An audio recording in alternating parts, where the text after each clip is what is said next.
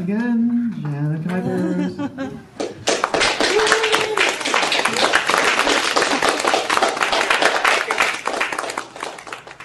Hello.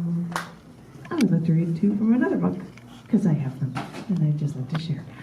This is a performance art collection book. It's poetry from a bunch of different shows over different years.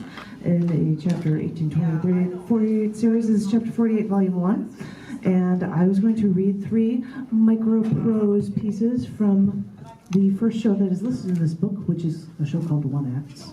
So, just so you know. This first piece is called Leaving for Work.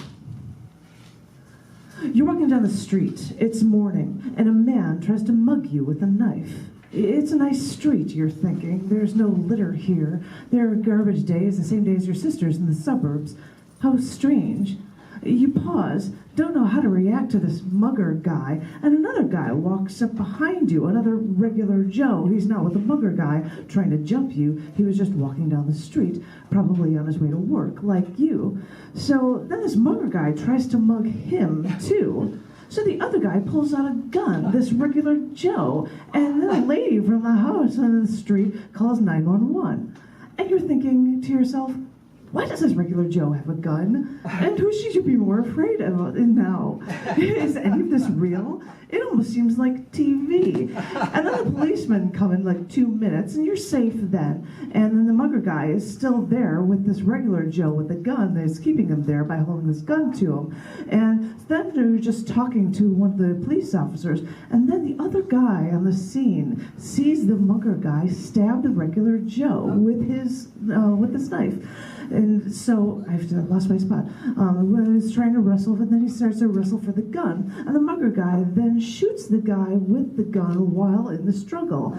And the other cop, shoots and kills the mugger guy. And you're just standing there on the street, less than 10 feet away from all of this. All of this just happened on the street, right in front of you. You didn't even get to say a word. Who is dead? Who is alive?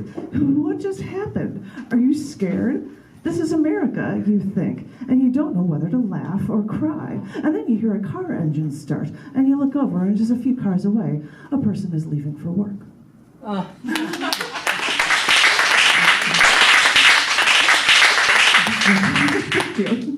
This one is called Park Bench.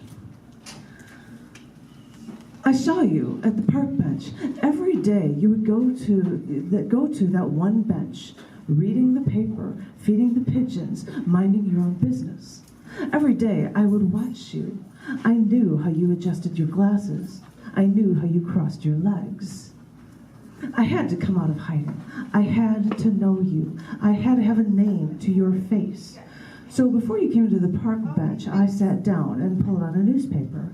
I looked up when I heard your footsteps, and I knew that they were your footsteps. You walked to another bench. No, you couldn't sit there. That's not how the story goes. You have to sit here. The next day I waited for you before I made my move. You walked over to the bench. I strolled up to the other side, trying to act aloof. I sat down only 3 feet away from you. I pulled out my day-old paper. My eyes burned through the pages. I felt your breath streaming down my body. I heard your eyelids open and close. Your heat radiated toward me. I casually looked away from your paper. You were gone. Whoa.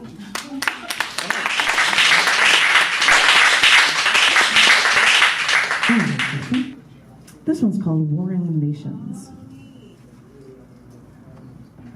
For us, it was cheaper to take a bus tour with a group visa when visiting your country.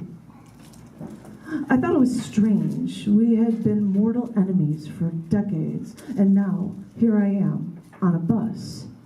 You try to show me your splendors as I look through my rectangular window in this mass transport. I watched the streets out the bus window.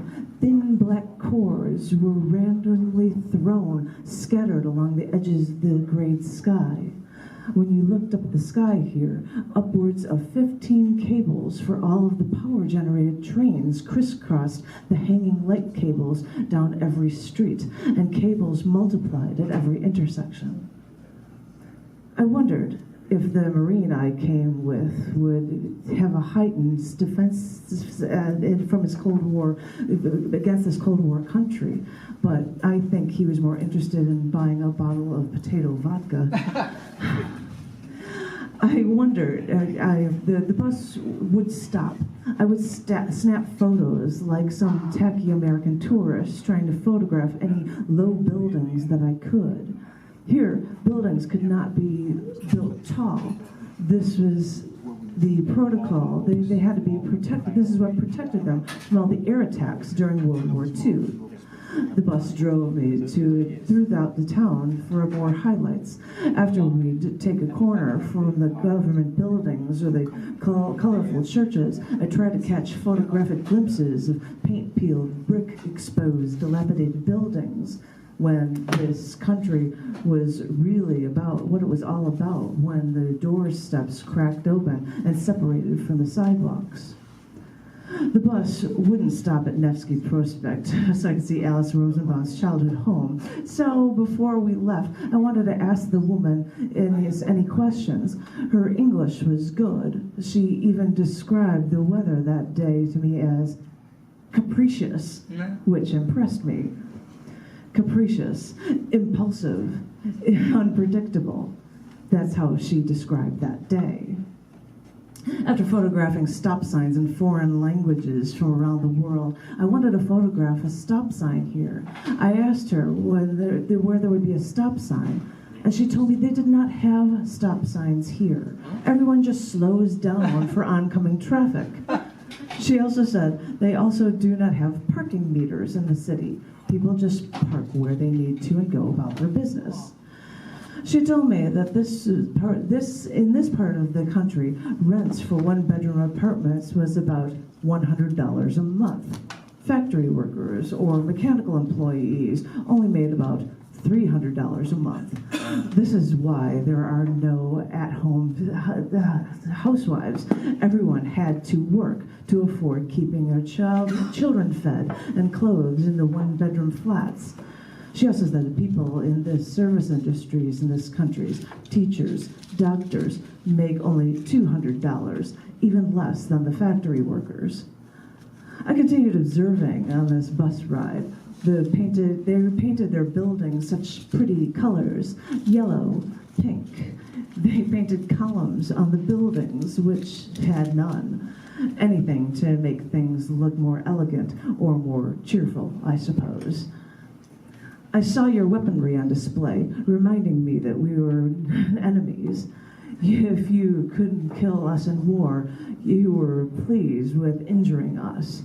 It took some of our soldiers to help save It took some of our soldiers to help save our sick, then bury our dead, leaving us weaker and more vulnerable to our enemies.